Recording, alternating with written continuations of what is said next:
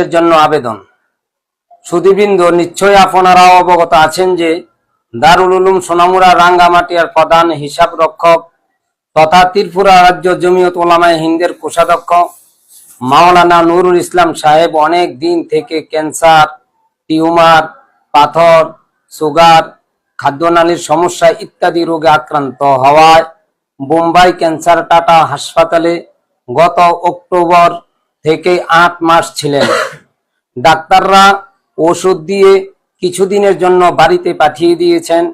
পুনরায় বোম্বে যাইতে হবে। ওনার ছেলের হিসাব মতো প্রায় 12 লক্ষ টাকা খরচ হয়ে গিয়েছে। শুধুমাত্র খাদ্যনালীর অপারেশন হয়েছে, অন্যান্য রোগের অপারেশন করা সম্ভব হয় নাই। অবস্থা খুবই শোচনীয়।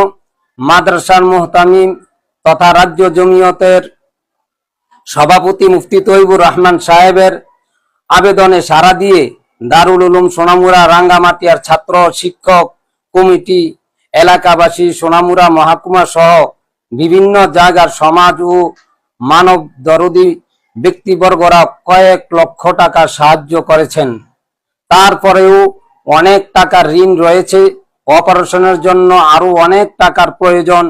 যে সমস্ত ভাই বন্ধুরা এখনো আর্থিকভাবে সহযোগিতা করতে পারেন নাই, তারা দয়া করে আর্থিকভাবে সহযোগিতা করার জন্য অনুরোধ রইল।